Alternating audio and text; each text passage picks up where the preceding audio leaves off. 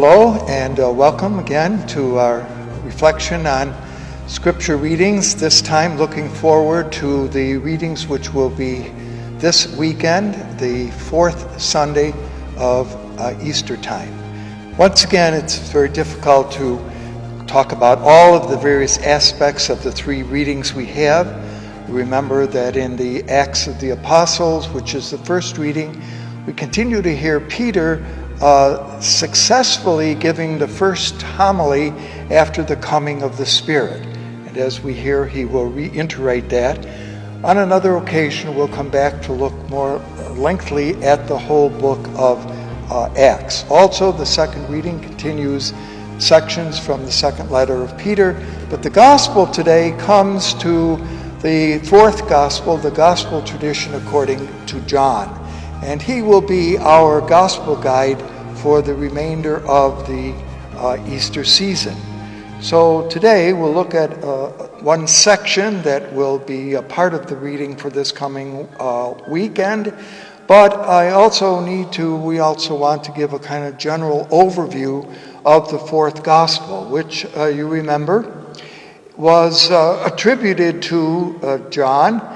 It is different in its whole structure from the other three Gospels, as you remember, Matthew, Mark, and Luke, who are called the synoptics, because they have a like pattern of how they present the story of Jesus. The fourth Gospel is a very different approach. This Gospel, the last of the four we believe to be written, somewhere toward the very end of the first century. The more popular estimation would be that it was written in the 90s of the common time. And the community, and this will become important, and I will make a couple of remarks about this as we go along. The community to which this gospel was addressed seems to have been a community that was very familiar with the ways of Judaism. And in fact, it probably would be correct to say that the believers to whom this gospel was addressed were Christian Jews. It's hard to say at this point whether or not the division between those who were of the Jewish tradition, strictly speaking, and of the Christian community had yet taken place. Again, it's important, and just a little bit of a background to John's story, it's important to see that this gospel is written after the traumatic event of the fall of the city of Jerusalem. That fell in the year 70, when the Roman army stormed the city of Jerusalem, burnt its temple, and burnt much of the city itself, and in fact disrupted the leadership of the Jewish community. Now that's important because the leadership in Jerusalem were basically members of the Sadducee party or the Sadducee group. They were priests. They had charge of taking care of the temple and its concerns. With the fall of Jerusalem, probably sounds a bit familiar today, they lost their jobs. And there was a concern among the Jewish community, both those in the Holy Land and those scattered throughout other major cities of the Mediterranean world, as to what exactly the future of Judaism was all about. And about, you remember, 10 years after the fall of Jerusalem, a number of Jewish leaders, rabbis, teachers, who were known as the Pharisees, met at a place called Jamnia to decide about what the future of Judaism would be all about. It's important to notice that these leaders, called rabbis or teachers, as I mentioned, were members of the Pharisee group. This will make the Pharisees mentioned in John's Gospel different than the Pharisees whom Jesus had actually met in his own time. If you think about it, in Jesus' time, the Pharisees, that would be leaders. There were other groups in Jesus' time who were kind of violently looking for how they might organize Judaism, and the Pharisees were one of those. But by the time that John's Gospel is written, all the other different sects of Judaism for various reasons, had gone out of existence. And the one group that remained, which was very popular with the Jewish people, were the Pharisees. Now I mention this because in John's Gospel, often the message of Jesus goes to the Pharisees, and it tends to be a much stronger message to the Pharisees than it had been in Jesus' own time, because by this time they were, in fact, the great leaders of the Jewish experience. And they were beginning to say that if you did not follow the ways of the Torah as the Pharisees, the law being what the Torah meant, as the Pharisees saw it, you were in bad shape. So the tension between Jesus in John's Gospel and the Pharisees is reminiscent of the tension that was going on in the believing community of John himself. Now, when I say that the members of John's community were Jewish, Christian Jews, even they had some tensions as to exactly how to understand who Jesus was. They proclaimed him, and this is the key message or image of John's Gospel. Jesus is the rabbi, the teacher. You will find that his disciples refer to him as the master, which is simply another term for honoring a teacher. So that's the fundamental way in which John develops his gospel. Jesus is very frequently teaching. And for those of you who count words, you will find that Jesus speaks more in this gospel, well, almost, than in all the other three together. Although that's not exactly true, but Jesus does a lot of teaching in this gospel. So all of that is a certain background for the readings which are chosen from John's Gospel for today, which comes from the opening verses of the 10th chapter of John's Gospel. Now, in order to appreciate the meaning of these words that we are hearing in the Gospel today, one needs to see that the 10th chapter of John is connected very intimately with the 9th chapter. Now, one of the difficulties a little bit with liturgy is that we tend to take a gospel like John and parcel it out a bit for each different weekend. And so we lose a sense of what went before it.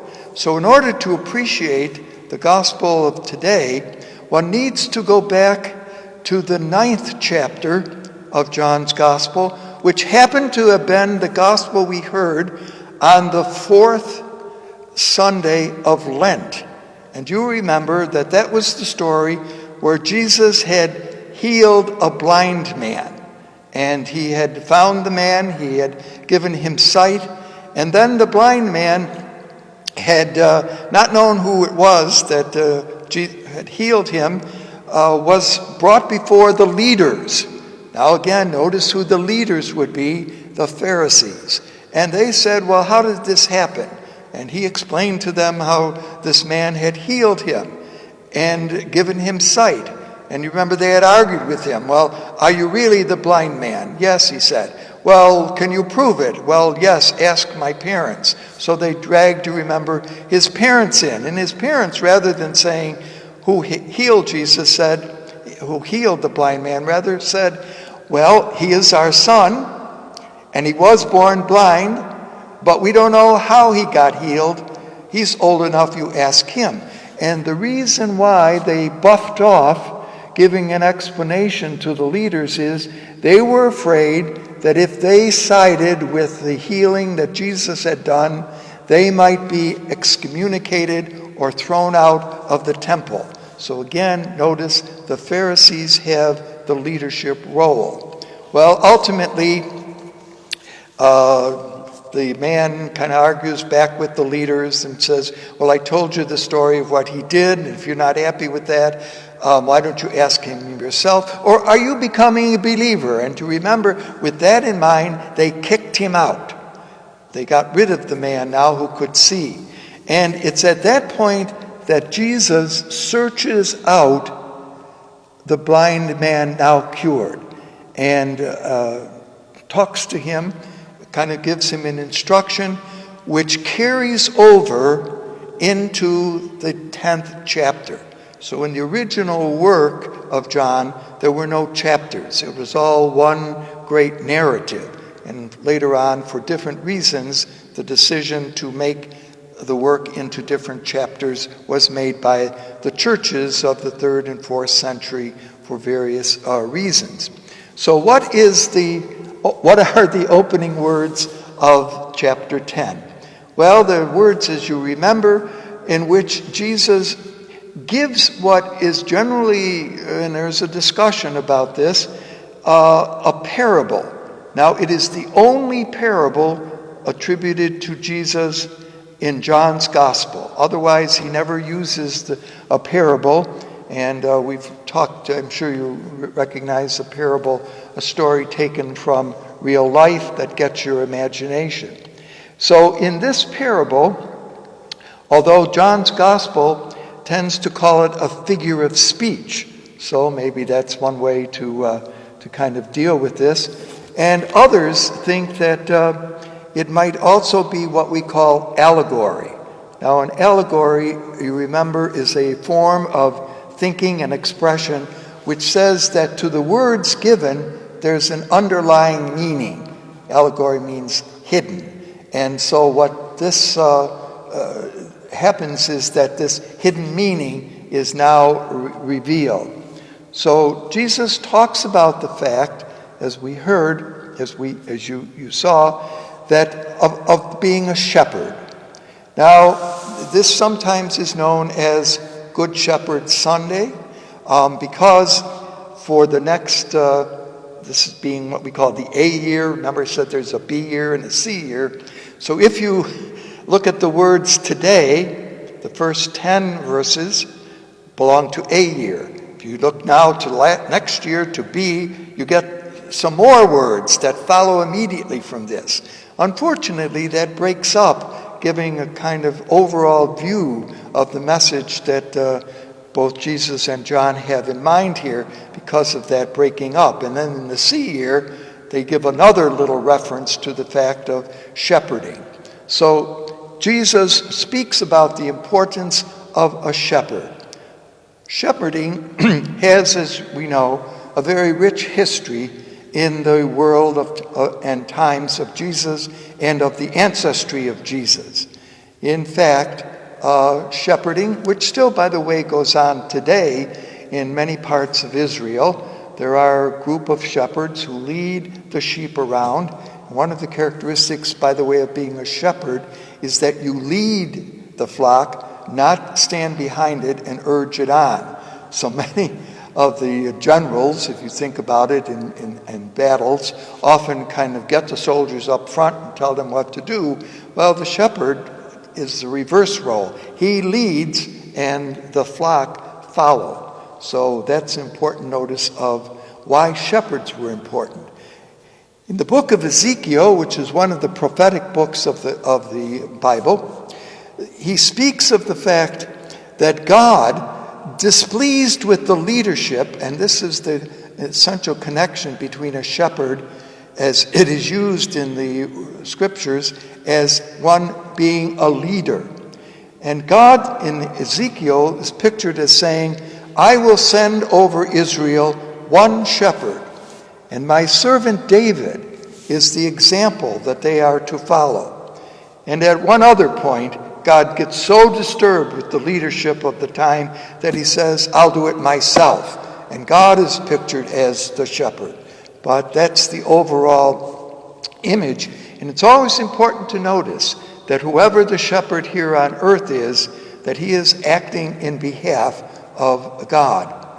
So the shepherd. The shepherd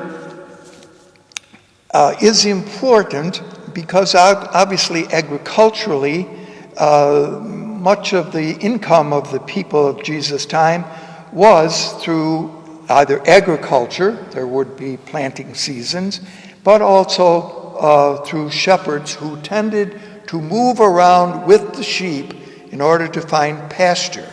And pasture is always important, and one might remember a famous parable, or psalm rather, the 23rd Psalm, which goes, "The Lord is my shepherd, and I shall not want." So there's that image of God as kind of leading the people, leading and providing what they need. Jesus says that the shepherd is not like a sheep, is not like a thief, is not like a bandit. And this is interesting because how did this work? Well, if you were wealthy, you probably owned a sheep. And so therefore you could hire someone to take care of your sheep. See, so the owner wasn't necessarily the shepherd. He could be, but that most likely was not the case.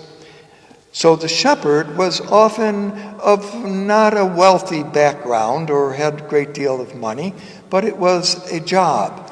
But what he did begin to know and was that the sheep kind of became a part of his life, so much so that he had names for them. Now, names is not like Henry, Gertrude, etc., but it more was a sound. Shepherds had a certain, the way their voice rang out, that the sheep came to recognize. Now, why this was important was this. If you were rich, you kept all your sheep together. You had, usually on your house, you built a kind of perhaps stone fence around it. It did have an opening, come to that in a moment, a door or a gate. But it was easy enough to know who your sheep were. They were all in this little compound.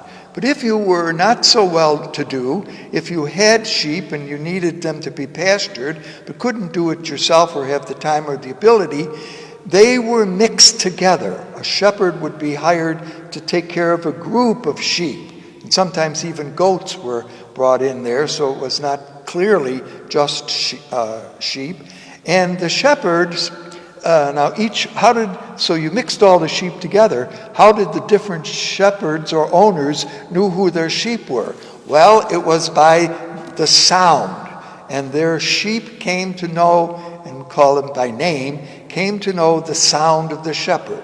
So at night, what they would often do is band together all the sheep in an enclosure, because they didn't want them to wander away.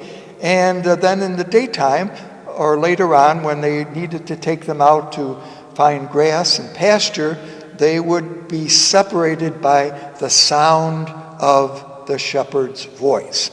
So hence the words, "I know mine and mine know me," becomes part of the tradition. Now, is this part of an allegory, the hidden meaning of the shepherd's story?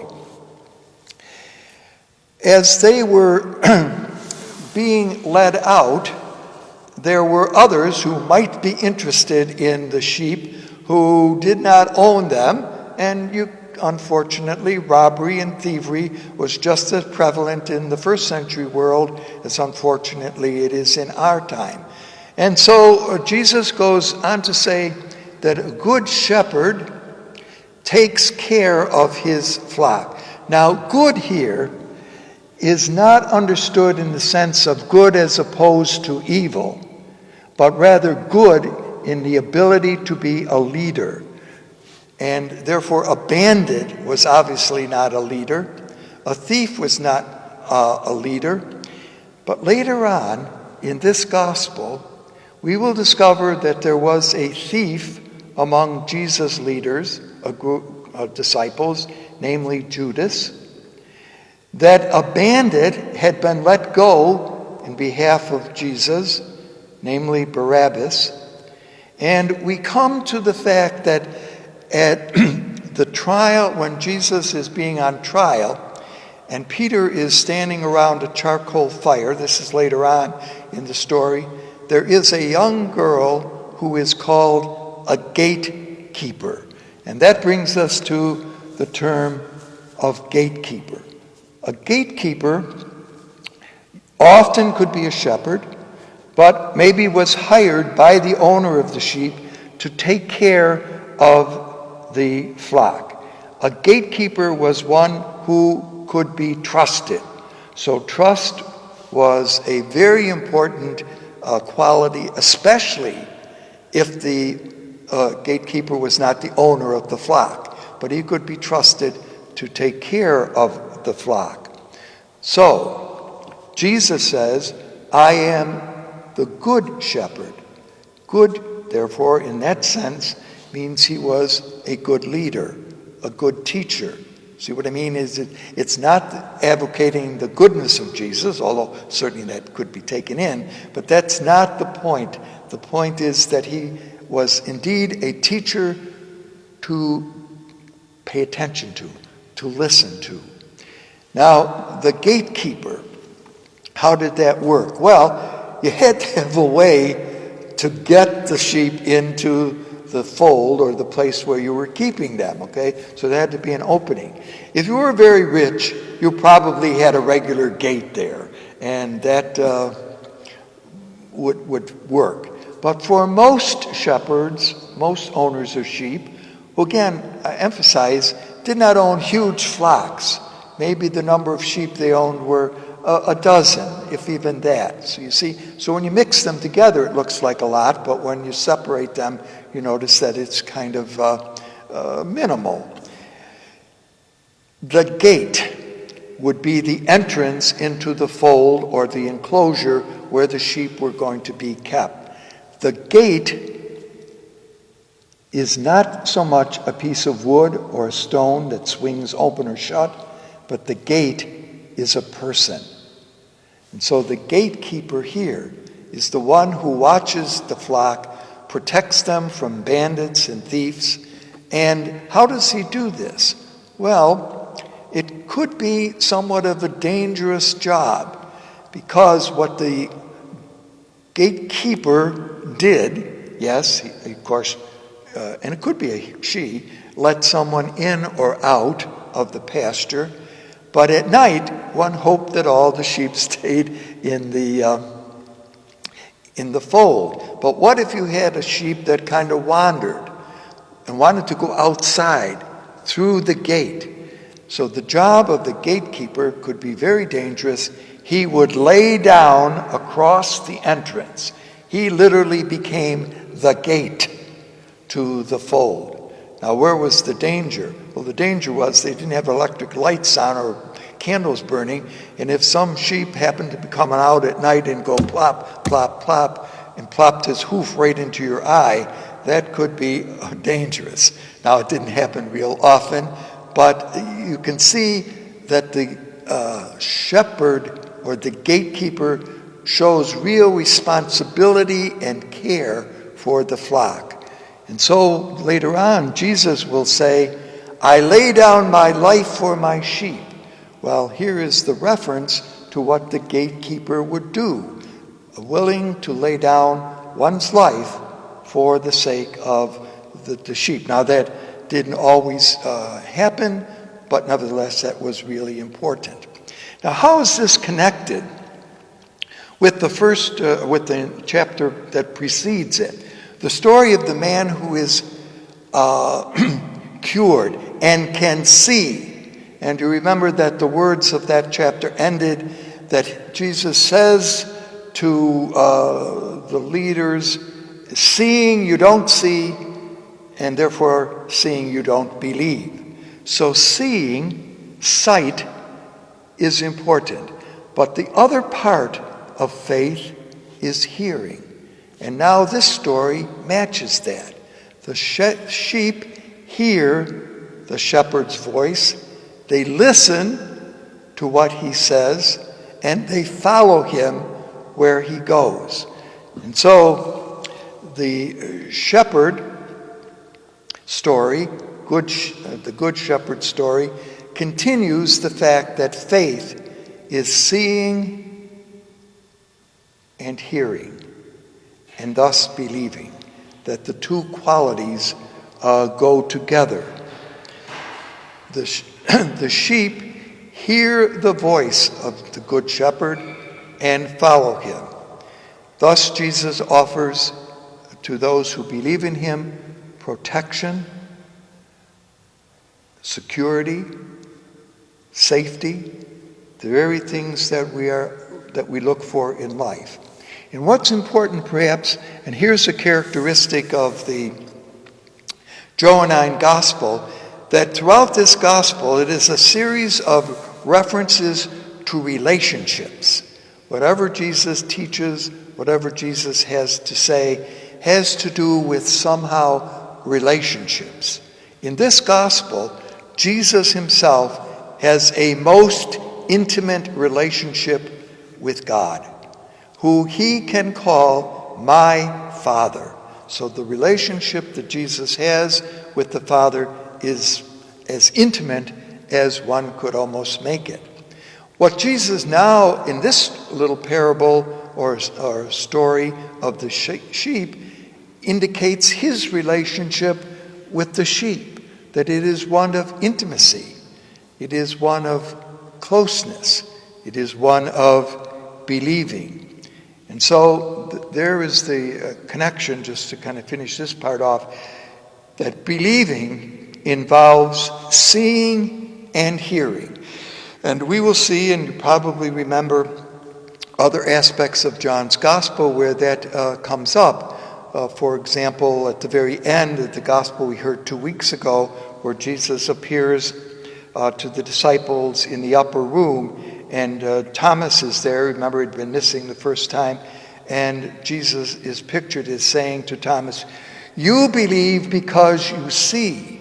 I say, blessed are those who do not see, but who believe." And so there is a kind of interestingness. Jesus has a couple, to finish up here, what we call I am statements. So Jesus says, I am the gate. There are different, we don't often think of Jesus in terms of a gate. But if maybe after our reflection today, one thinks of the gate here not as a wooden or metal, but as a person, then isn't that an interesting image of Jesus? I am the gate that leads us in, that brings us closer to God in a relationship with him, and also brings us out to a closer relationship with one another. Jesus, therefore, is the gate. And as someone has pointed out, an open gate can lead in two ways. Either you can come in or you can go out. The gate is not to keep people in, nor is it to keep people out. So Jesus is that very personable gate. And in that sense, he is the gate, and also, of course, the gatekeeper. This is one of a series of what are known as the I am statements. And we believe that the fourth gospel writer had in mind, by using that phrase, helping his believers to know the closeness that Jesus had with God, his own very divinity. In closing, just remember that the Pharisees in the gospel here are pictured as the leaders of the time, and they do not understand this. They have become kind of blind to what Jesus had done and deaf to what he was saying. And so in that sense, in good stories, you always need a target to set up this side and that side. And in John's gospel, the Pharisees turn out to be that. We'll come back to this in another talk, that the Pharisees were really pretty good guys. But in this gospel, they don't always come off like that. But for now, be nice to the Pharisees, because I think they would be nice to you, as Jesus would.